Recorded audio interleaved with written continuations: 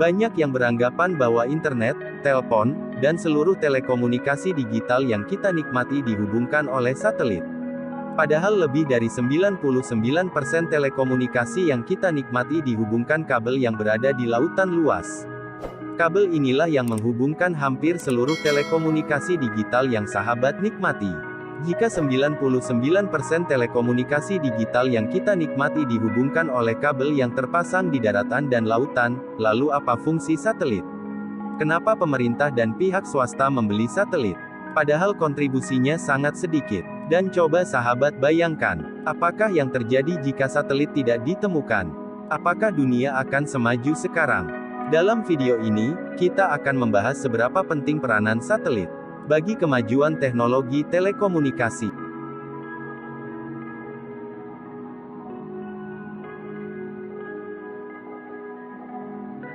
Satelit pertama kali diluncurkan pada tanggal 4 Oktober tahun 1957 oleh Uni Soviet pada masa Perang Dingin.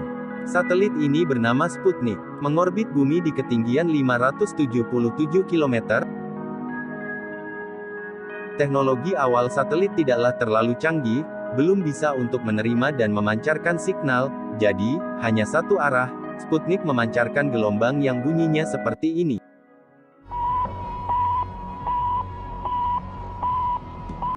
Teknologi satelit terus dikembangkan dan ditiru oleh Amerika Serikat dan negara lainnya, sehingga berkembang seperti sekarang ini.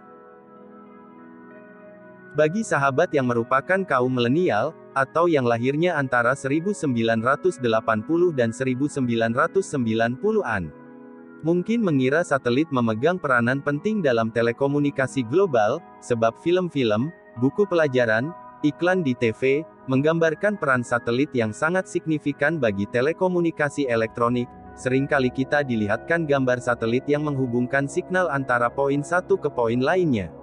Sehingga ada istilah cloud, yang berarti jika kita sedang online itu berarti sedang mengakses signal yang dihubungkan ke satelit. Tapi tahukah sahabat, bahwa sesungguhnya lebih dari 99% telekomunikasi digital yang kita nikmati ini, ditopang oleh jaringan kabel.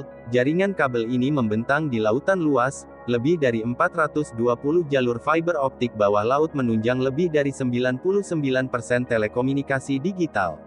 Kabel-kabel inilah yang menghubungkan komunikasi antar daerah, pulau ataupun benua. Kalau di darat penampakan kabel fiber optik itu seperti ini, terkadang instalasinya acak-acakan.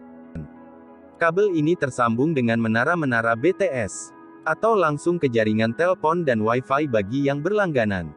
Dan jika ditelusuri kabel-kabel ini akan bermuara di tepi pantai, yang akan terhubung dengan jaringan kabel fiber optik bawah laut. Saat berada di bawah lautan, kabel ini ukurannya akan relatif besar. Kabel ini terdiri dari beberapa lapisan pelindung, tergantung kedalaman laut yang dilewati oleh kabel fiber optik.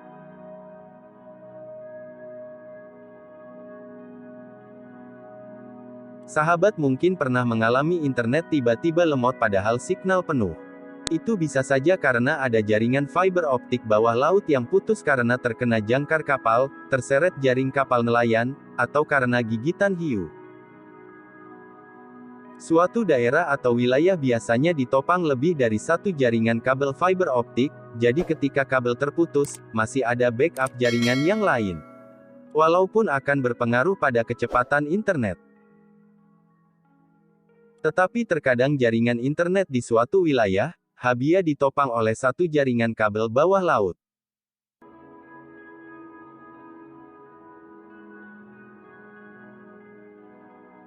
Tanggal 30 Maret tahun 2016. 10 negara Afrika tiba-tiba tidak bisa terhubung dengan internet, setelah diselidiki ternyata salah satu kabel fiber optik bawah laut yang menghubungkan internet di wilayah tersebut putus. Karena terseret jangkar kapal nelayan.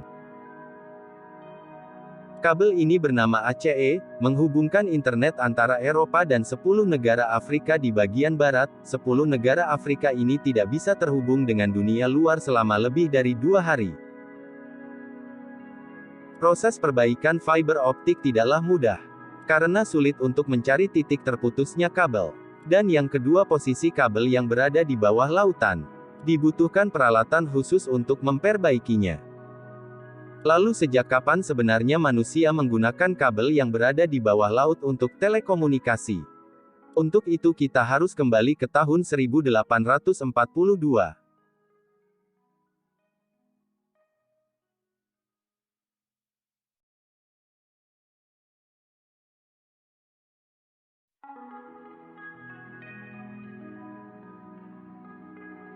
Kabel di bawah laut ini dirancang agar bisa mengirim dan menerima pesan menggunakan mesin telegram.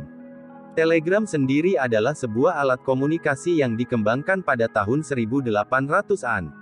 Pada saat itu ilmuwan mencoba mengirim pesan dari rumah ke rumah melalui kabel menggunakan kode Morse, lalu berkembang dari kota ke kota, dan sampailah pada tingkat yang lebih tinggi yaitu menghubungkan antar pulau dan benua.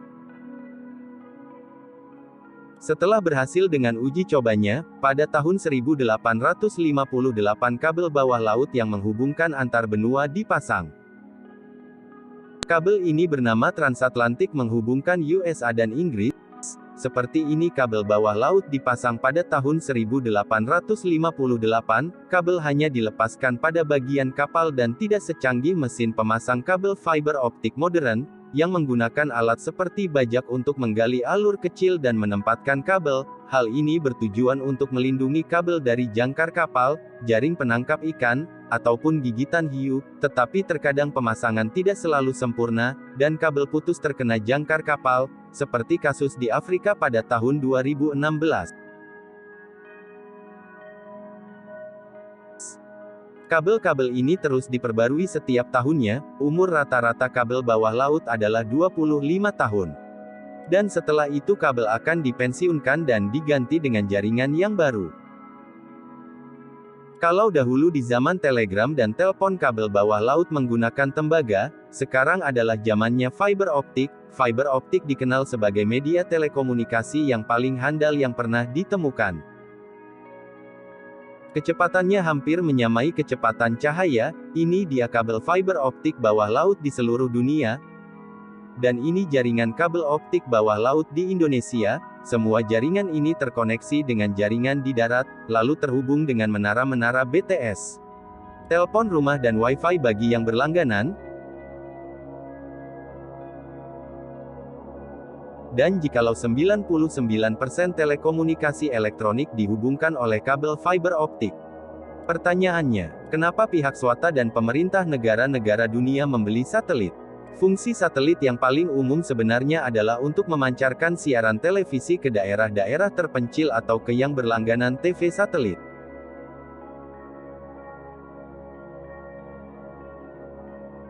Jika sahabat pernah menemui antena parabola seperti ini, itu katanya terhubung langsung dengan satelit atau bisa juga untuk aktivitas perbankan dan militer karena jaringan satelit dinilai relatif aman dari penyadapan dan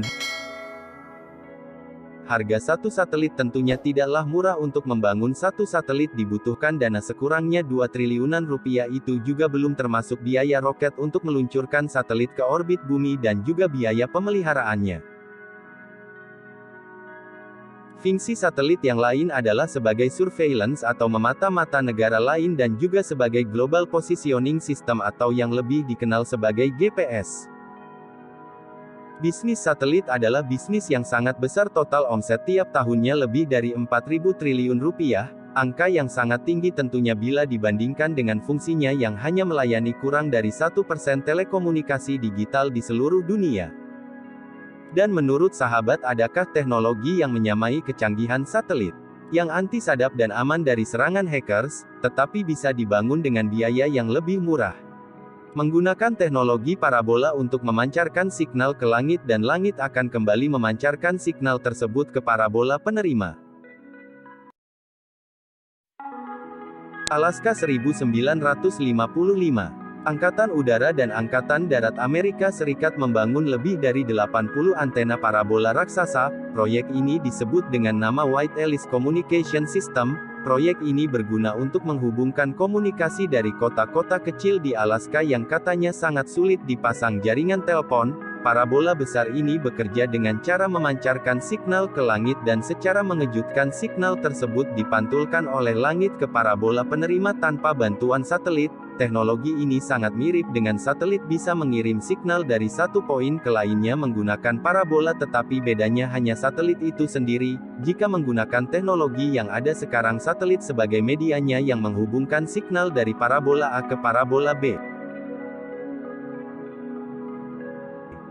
Sedangkan menggunakan Wide Ellipse Communication, satelit tidak dibutuhkan sebagai media, langit akan memantulkan signal dari parabola A ke parabola B. Wide Ellipse Communication System memiliki keunggulan yang sama dengan satelit, yaitu sangat sulit dan hampir tidak mungkin untuk disadap atau dihack. Bukan hanya di Alaska, ternyata teknologi ini sempat diinstalasi di Kepulauan Okinawa, Jepang, Filipina, dan Hawaii.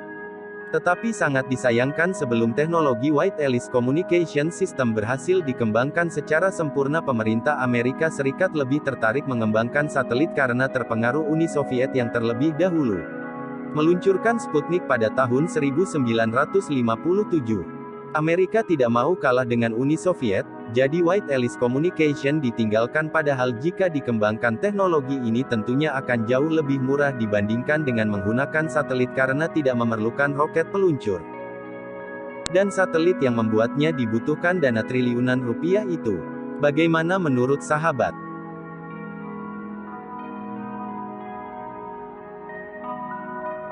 Pada tahun 1957, Departemen Pertahanan Amerika Serikat memulai mengembangkan Omega Navigation System. Sistem ini menggunakan metode triangulasi signal radio frekuensi sangat rendah untuk menentukan posisi secara global.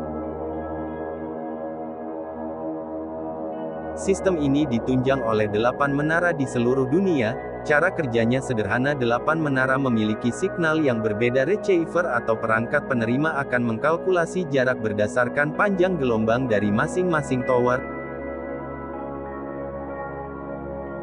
sehingga bisa menentukan posisi secara global dengan akurasi yang sangat tinggi, sama dengan GPS tapi adanya hanya di satelitnya. Omega Navigation System menggunakan signal ELF dari 8 tower utama. Dan kalau GPS mengandalkan triangulasi signal dari satelit, lalu perangkat penerima seperti ponsel kita akan menentukan posisi dari beda panjang gelombang signal yang diterima dari satelit.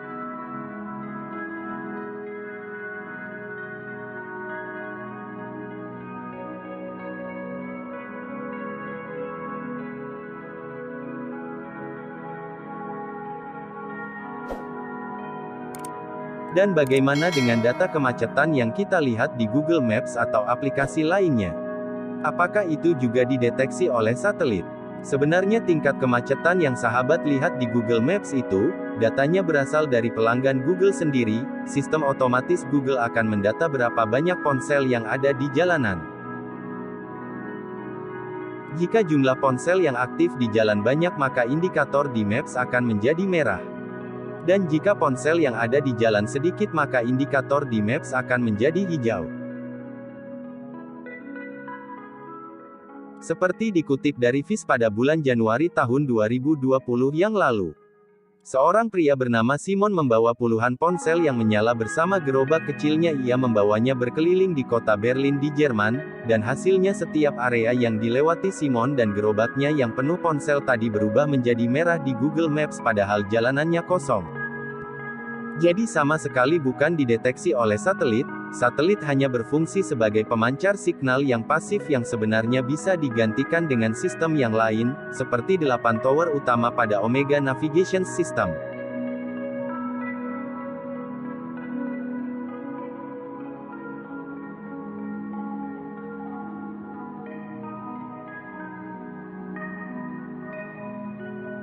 Jadi bagaimana menurut sahabat? Apakah yang terjadi jika satelit tidak pernah ditemukan? Apakah dunia akan tetap semaju sekarang? Jawabannya tentu saja bisa. Yang pertama, internet, telepon dan lain-lain yang menunjang 99% telekomunikasi global dihubungkan melalui fiber optik yang tersambung dengan jaringan darat. Yang kedua, sistem GPS yang menggunakan signal satelit yang mahal itu bisa digantikan dengan sistem triangulasi menggunakan tower darat yang tentunya jauh lebih murah. Dan yang ketiga, sistem telekomunikasi aman untuk perbankan dan militer atau untuk menjangkau daerah pedalaman. Cukup gunakan White Alice System, yang telah dikembangkan sebelum satelit pertama Sputnik diluncurkan, yaitu dengan teknologi memantulkan signal ke langit dan signal otomatis dipantulkan lagi oleh langit tanpa perlu satelit.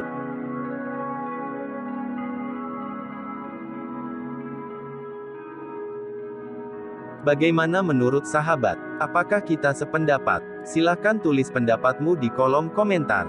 Terima kasih sudah tonton video ini sampai selesai.